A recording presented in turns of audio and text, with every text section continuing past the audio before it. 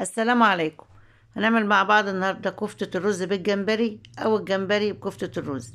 انا معايا كيلو ونص من الجمبري البيبي دي يا جماعة اللي بيتعمل منه كفتة الجمبري بالرز. طبعا بنجيب ارخص جمبري، وده شكل الجمبري اللي احنا اشتريناه. ارخص جمبري يا جماعة اسمه الجمبري البيبي. هاخده اغسله ونضفه ونشوفه مع بعض. وده شكل الجمبري بعد ما غسلته ونضفته. صفى معايا نص كيلو من الجمبري، ومعايا بصلة كبيرة، حزمة من البقدونس، حزمة من الكزبرة، وحزمة من الشبت، ومعايا كام فص توم مهروسين. هنزل بالبصلة والخضرة، البقدونس والشبت والكزبرة وكام فص توم المهروسين في الكبة. هديلهم ضربة مع بعض الأول في الكبة، نعمهم مع بعض في الكبة بالشكل اللي احنا شايفينه ده. ولا كام فص توم المهروسين هنزل بهم كلاتهم كده في الكبة، وانزل عليهم ضربة حلوة كده نعم. شايفين؟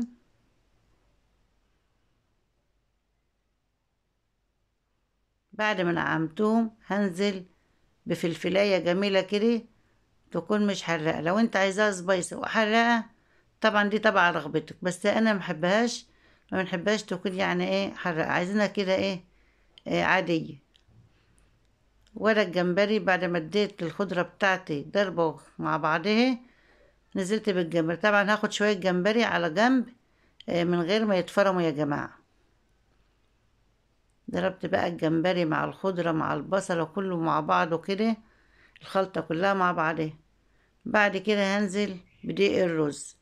دقيق الرز ده متوفر عندنا في السوبر ماركت او في العطارة. لو انت مش عايزة تجيبيه من سوبر ماركت او من العطارة، بتجيبي شوية رز بتنقيهم نضيف وبتضربوهم في كبة الخلاط، وبعد كده بتنخلوهم عندك بأي منخل او بأي مصفى سلك، يعني عايزين الدقيق بتاعهم بس. بعد ما نزلت بهم على الكزبرة والشبت والجمبري، ليه في الآخر؟ عشان الكزبرة والشبت والبصلة بتنزل مواد سائلة أو بتنزل مية كده يا جماعة.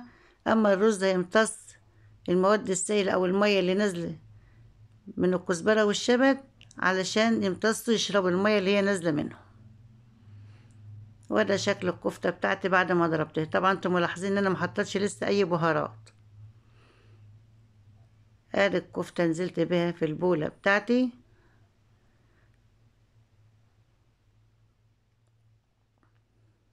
بعد كده هنزل بالبهارات.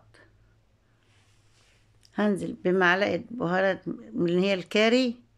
هنزل بمعلقة كاري، معلقة كمون، معلقة كزبرة ناشفة، ومعلقة بهارات مبهر، ومعلقة من الملح، ومعلقة من البيكنج باودر. طبعا البيكنج باودر دي يا جماعة عشان يفتح قلبي. ولا الشوية اللي انا حشتهم على جنب من الجمبري هنزل بهم كده من غير ما يتفرموا من غير ما يتقطعوا. نشيل بقى المعلقة بتاعتنا ونديلها عجنة كده بإيدنا، أو نقلب الخلطة دي كلها بإيدنا مع بعضها كده بالشكل اللي انتوا شايفينه ده. طبعا معلقة البيكنج باودر يا جماعة بتفتح قلب الكفتاية وتخليها هشة معانا وطرية معانا وجميلة كده. شايفين؟ هديلها بقى ايه عجنة زي ما انتوا شايفين كده. وده شكل الكفتة اتمسكت وبقت جميلة معايا.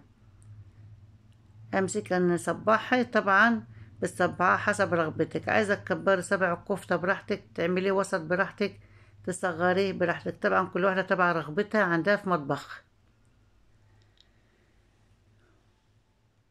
زي ما انتوا شايفين بالشكل ده. وادي الجمبريه اللي احنا حطيناها من غير ما نفرمها. طبعا حطيناها من غير ما نفرمها يا جماعه عشان تدي طعم وتدي عضه كده وجميله كده في اكل الكفتاي.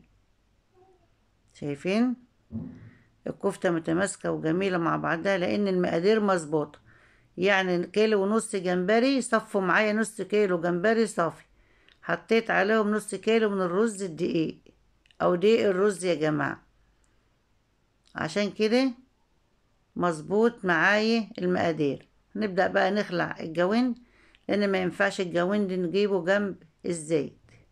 حطيت طاسة على النار فيها الزيت ونزلت فيه بالكفتة على طول. طبعا هي بتاخدش معانا وقت، بتستوي معانا على طول، بتاخد اللون الذهبي على طول، بس تكوني مهدية النار عليها عشان تستوي من قلبها.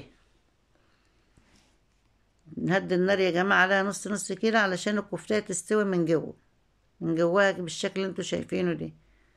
شايفين خدت اللون الذهبي وبقت جميلة معايا، ما بتاخدش وقت خالص معانا على النار او في الزيت يا جماعة. عايزة اقولك كمان تهدي النار، وما تنسيش ان انت حاطة في الكفتة بيكنج باودر. البيكنج باودر بيعمل رغوة في الزيت علشان تحافظي على نفسك وتحافظي على ايديكي. شايفين ادي شكل لون الكفتة ذهبي وجميلة معايا، وما خدش وقت معانا في النار خالص او في الزيت خالص. لونها ذهبي وجميلة معايا ومتماسكة، يعني يا دوبك صبعتها ونزلت بها في الزيت لان المقادير مظبوطة. وزي ما قلتلك قبل كده ان نص كيلو جمبري صافي عليه نص كيلو دقيق من الرز. وقلنا مع بعض دقيق الرز لو مش متواجد عندك في اي سوبر ماركت او في اي عطارة، بتجيب الرز وبتضربيه في كبة الخلاط وبتنخليه.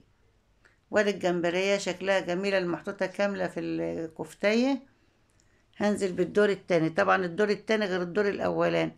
هتبدأ الطاسة ترغي معايا، الزيت يرغي معايا بالشكل اللي نعمل رغوة بالشكل اللي انتوا شايفينه ده، لان ما تنسيش ان انت حاطة بيكنج باودر. طبعا هنهدي الزيت خالص، هنهدي النار على الزيت خالص بالشكل اللي انتوا شايفينه ده. وادي تاني طاسة خلصناها وطلعت معانا زي الفل وجميلة بسم الله ما شاء الله. والله شوية كفتة لوز كده يستاهلوا بقكم. كنت نفسي تكونوا معايا وتشموا الريحة وتدوقوا الطعم. شايفين طرية وجميلة وهشة وجميلة معايا بالشكل اللي انتوا شايفينه ده، طرية جدا بالشكل اللي انتوا شايفينه ده. كده خلصنا الكفتة وحمرتها وخلصتها. بعد كده هنزل بحل على النار واخد شوية زيت من اللي انا محمرة فيهم الكفتة، هنزل فيهم بمعلقة توم مهروس. طبعا ما نكترش من التوم يا جماعة يا جماعة. عايزة اقولك كمان ما تكتريش من التوم لانك حاطة في الكفتة توم. نزلت بمعلقة توم صغيرة مهروسة في الزيت. طبعا ده الزيت بتاع الكفتة عشان يدي ريحة الكفتة في الصلصة اللي هنعملها.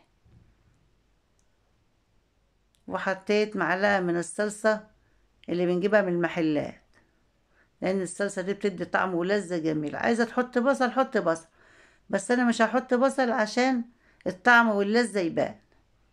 نزلت على التوم والصلصة بمعلقتين من الخل صغيرين بمقدار معلقة خل كبير. وبعد كده بقى نزلت معلقة من الملح ومعلقة من الكزبرة الناشفة ومعلقة من الكمون ومعلقة من البهارات المبهرة. وده شكل الكفتة بتاعتنا. خدت كام حباية كده في طبق هنزل عليهم بالصلصة على طول. وده شكل الكفتة بتاعتنا يا جماعة. عايزة اقول لكم ان انا باخد الكفتة ناشفة في الطبق وبنزل عليه بمعلقتين كده من الصلصة على جنب. وبكده خلصنا وصفة النهاردة، والسلام عليكم ورحمة الله وبركاته. حبايب قلبي كنتوا معايا في مطبخ أم إسلام رقم 1.